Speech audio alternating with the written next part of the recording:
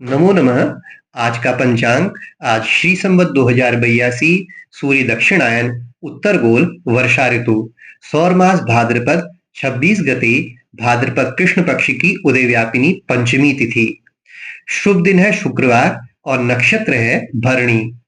पंचमी तिथि का मान आज सुबह 9:58 तक ही रहेगा। उसके बाद षष्ठी तिथि आरंभ हो जाएगी, इसलिए आज षष्ठी तिथि का श्राद्ध है। अब बात करते हैं वाल्मीकि रामायण के सुंदर कांड के एक बहुत ही कौतूहल भरे श्लोक की। ये श्लोक है: तं प्रदीपित लांगुलं हनुमंत दिदृक्षवः स्त्रियश्च वृद्धाश्च कुतूहलात् निर्जग्मुहु। इसका अर्थ है कि जलती हुई पूंछ वाले हनुमान जी को देखने के लिए स्त्रियां, बच्चे और वृद्ध उत्सुकता से यहाँ वहां से भाग करके बाहर आए।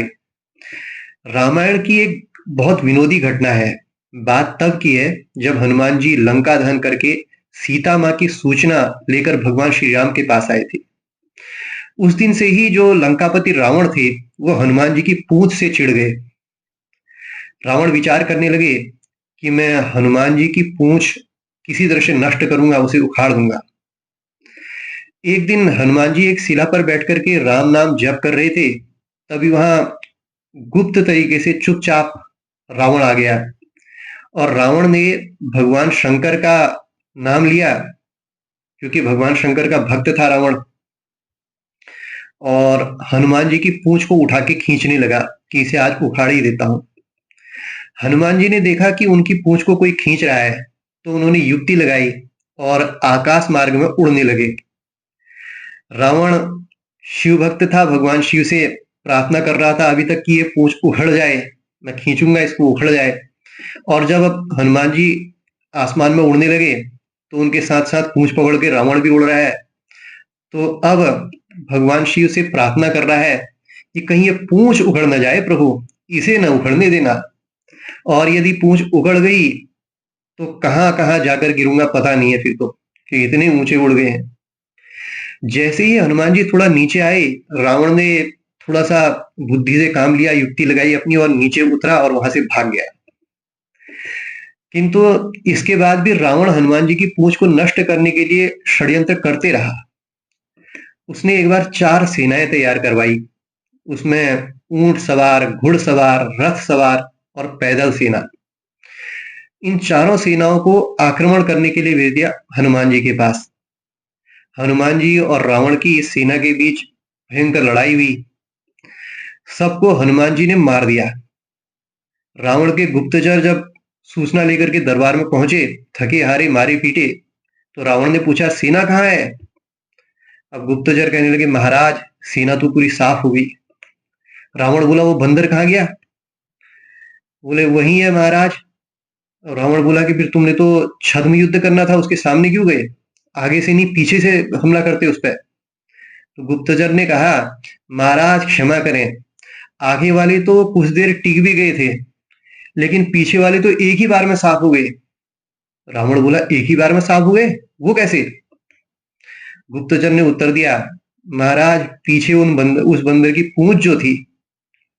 रावण पूंछ का नाम सुनते ही अपने बाल नोचते हुए बोला पूंछ की बात मत करो, भागो यहां से जाओ। रावण ने फिर बाद में कुछ समय बाद एक और षड्यंत्र किया।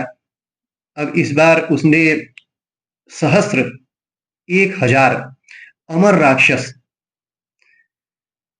ऐसे राक्षस जिनको रुद्र ने प्रकट किया हुआ था, इसकी कथा का भी फिर बाद में बताऊंगा, उन राक्षसों को तैयार किया कि इन्हें युद्ध के लिए भेजता हूं, ये तो अमर हैं। तो ऐसे अमर थे कि काल उनको खा नहीं सका था। जाते हैं वहां विभीषण जी के गुप्तचर देखते हैं कि रावण ने वो वाले सैनिक भेज दिए हैं जो अमर राक्षस है। तो समाचार राम जी के पास लेकर के पहुंचे गुप्तचर विभीषण के। तो भगवान राम को इस स्थिति को देख करके थोड़ी चिंता हुई। तो वानर राज सुग्रीव सभी चिंता में पड़ गए कि अब क्या होगा। ये ऐसे तो लंबे समय तक लड़ते ही रहेंगे और कुछ इसका निर्णय भी नहीं होगा। हनुमान जी भगवान श्री राम को जब चिंता में देखते हैं तो पूछते हैं क्या बात है प्रभु। फिर विभीषण जी उत्तर देते हैं कि रावण ने जो सैनिक भेजे हैं इसमें तो जीत पाना असंभव हो जाएगा। तो पवन पुत्र हनुमान जी बोले, जिसके ऊपर भगवान श्री राम जी की कृपा हो, राम जी का हाथ हो, उसके लिए क्या असंभव, आने दो। राम जी से कहते हैं हनुमान जी कि प्रभु आप मुझे केवल आज्ञा दीजिए, मैं अकेला ही जाके रावण की अमर सेना को नष्ट न कर दूं तो कहना। राम जी बोले वो कैसे? हनुमान जी वो तो अमर हैं। तो हनुमान जी ने उत्तर दिया, प्रभु आपकी कृपा से करूंगा, मुझे पूरा विश्वास है। उधर रावण ने चलते समय उन राक्षसों को कहा था कि वहां एक बानर है जिसने लंका दहन किया हुआ था, लंका जलाई थी जिसने, अगर वो सामने आ जाए तो उससे थोड़ा सावधान रहना। हनुमान जी को रणभूमि में अकेले देखा राक्षसों ने वहां पहुंचा हुआ, तो बोला, हम लोगों को देख करके तुमको डर नहीं लगता? अकेले रणभूमि में भूमि में आए हुए हो। हनुमान जी बोले, क्यों, आते समय तुमको रावण ने मेरे बारे में बताया नहीं था? अब वो समझ गए कि अच्छा ये वही है। तो फिर भी क्या है, हम लोग तो अमर हैं, हमारा क्या बिगाड़ देगा ये। युद्ध हो गया उनके बीच में, भयंकर युद्ध हुआ। हनुमान जी की मार से राक्षस रणभूमि में ढेर होने लगे। चौथाई सेना बची, जो अन्य सेना थी, ये अमर राक्षसों की नहीं, अन्य सेना की चौथाई सेना बची थी। तो पीछे से आवाज आई अमर राक्षसों की कि हनुमान हम लोग अमर हैं, हमें जीतना संभव नहीं है, अतः अपने स्वामी के साथ लंका से वापस लौट जाओ, इसी में तुम लोगों का कल्याण है। हनुमान जी ने कहा, लौटूंगा तो अवश्य, पर तुम्हारे कहने से नहीं लौटूंगा, अपनी इच्छा से लौटूंगा, अपने प्रभु श्री राम की कृपा से। तब हाँ, तुम सब मिलकर के आक्रमण तो करो, फिर परिणाम भुगतो, और फिर रावण को जाकर के बताना सब कुछ कि क्या क्या हुआ। राक्षसों ने जैसे ही एक साथ मिलकर हनुमान जी के ऊपर आक्रमण करना चाहा, वैसे ही पवन पुत्र हनुमान ने उन सबको अपनी पूंछ में लपेट करके आकाश में फेंक दिया। अब ये थे तो अमर राक्षस, लेकिन पृथ्वी के गुरुत्वाकर्षण शक्ति जहां है उससे भी ऊपर पहुंच गया। हनुमान जी की पूंछ में शक्ति, 10 दिशाओं के 10 दिक्पाल होते हैं, एक एक दिक्पाल पर 10,000 हाथियों की शक्ति होती है। 10,000 दिक्पालों की शक्ति इंद्र के एक ऐरावत हाथी में होती है। 10,000 ऐरावत हाथियों की क्षमता जो है वो एक इंद्र में होती है, और 10,000 इंद्रों की जो शक्ति होती है उतनी हनुमान जी के पूंछ के एक बाल में होती है। तो ये राक्षस क्या थे उनके सामने में? गुरुत्वाकर्षण से ऊपर अनंत अंतरिक्ष में कहा चले गए, वहां तो निर्वात है, उन राक्षस मरे तो नहीं, लेकिन उनका शरीर सूख गया वहीं। अब हनुमान जी ने आकर के प्रभु श्री राम के चरणों में प्रणाम किया। राम जी बोले, क्या हुआ हनुमान, युद्ध का परिणाम बताओ। तो बोले कि आपकी कृपा से राक्षसों को ऊपर उड़ा के आ रहा हूं। वहां रावण के दरबार में जो गुप्तचर बचे थे वो पहुंचे। रावण ने पूछा, क्या हुआ भाई? तो बोले, महाराज वो सेना को जाते तो देखा था, लेकिन आते नहीं देखा। वानर ने अपनी पूंछ को लंबा करके सारी सेना को लपेट करके आकाश में फेंक दिया, इसलिए उनको जाते देखा, लेकिन वहां से आते हुए नहीं देखा हमने। रावण क्रोधित होकर बोला, पूंछ की बात मत करो, और अपना सिर पीट लिया उसने।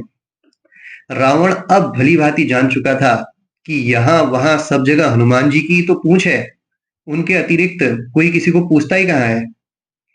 उनकी पूंछ से जीतना संभव नहीं है, और सत्य भी है, जा पर कृपा राम कर हुई, ता पर कृपा करहि सब कोई।